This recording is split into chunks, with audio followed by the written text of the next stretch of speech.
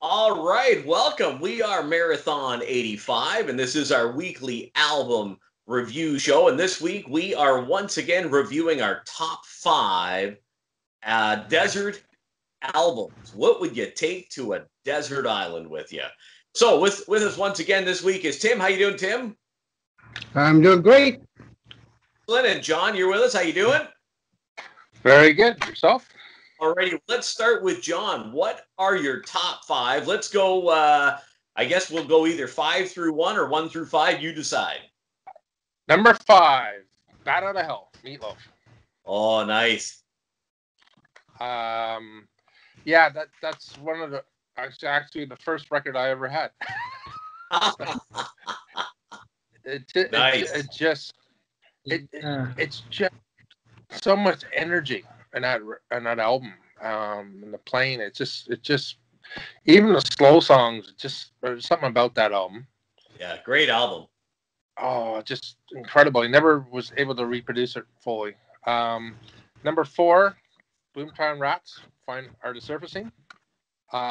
Just feels like one song all the way through. Put Bob Geldof on the map. It certainly did. Sure. It certainly did. Again, they weren't able to reproduce that. And Pulp, different class, and number 3, with Common People and all that. Just an incredible record. Yeah. Just I don't know. There's something about that band that just has some great songwriting and can carry it live. Right. Number 2, a classic. Not a surprise here. Dark Side of the Moon. Yeah, Pink Floyd. Yeah. And really no surprise here, Moving Pictures by Rush. Yeah, there you go. That was a good one. All right, Tim, what do you got? Can't go wrong with John's picks. What do you got, Tim? I think Tim's frozen. Hey, I'm going to start with number 5, Fleetwood Mac's Rumors. That is not a rocky one, but that was, I remember that one. It came out when it came out in 77. I got that one for my 17th birthday the same year. And it was just, it was all over the radio. And It was. yeah, it's so many, we had solid songs with so many hits on there. So I don't know, just part of a particular time, Yeah. for me. And number 4, Kiss, a Destroyer, actually. Great album. It was a tie with Alive, Kiss Alive, the first one, because that was such a great live-ish album, actually, the way they had produced it. Years later, we learned there were a couple of fix-ups. Yeah, but number 3 is Aerosmith's Greatest Hits. I know it's not a particular album, but there's few albums in the 70s, Toys in the Attic and Rocks, which had those amazing songs on there with, Walk This Way and Sweet Emotion. And yeah. Wasn't that a red covered album, Tim? If my memory's correct, it was red? I think it was. I think I had that album too. I think I had that record back in the day. It was a good album. There's the hits. Yep, that's the one. Yeah, I had that one. Yep, that's it. Well, we had both of them. My brother would always be playing one of the two, just blasting it here, of course. And there's about so many speakers.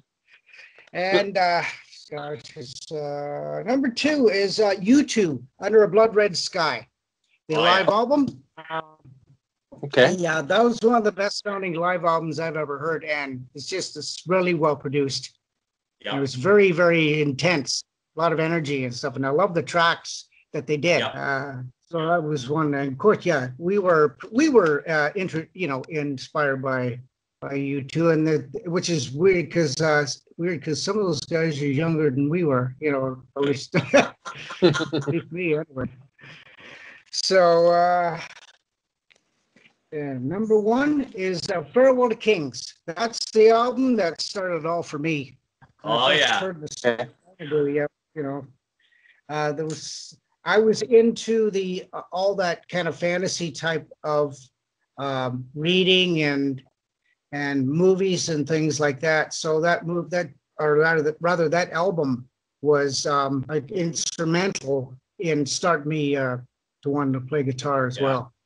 Yeah.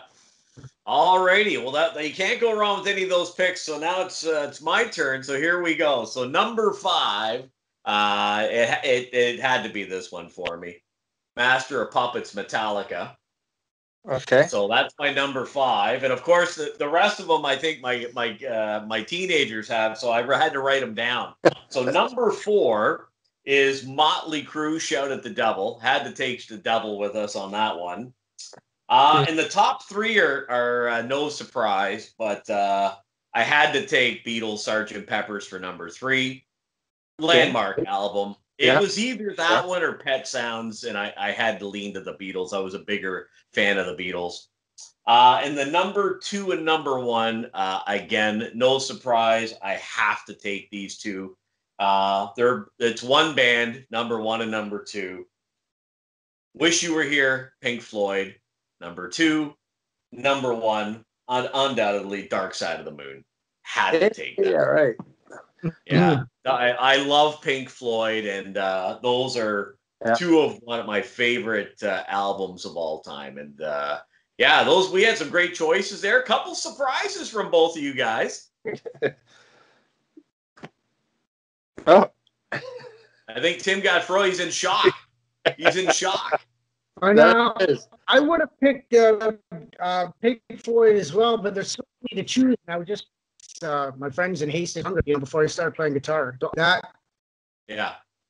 album and the ones, and even like Supertramp as well was another one I could have chosen. I could choose another, like John said, have things ready to go. I thought it was the crime of the century too, but it's in my top 10, 15, that's for sure. If we'd gone top 10 to the Desert Island, there would have been a few more. Ozzy might have been in there with Blizzard, and there might have been some Bon Jovi or some other classic albums. But listen, we better wrap this. What's that? Not on my list. I hear you, but anyways, we better wrap this up before they take this into a huge debate. But hey, thanks for joining us. We are Marathon 85, and we'll see you again next week. Take care, gentlemen. Goodbye. Take care, guys.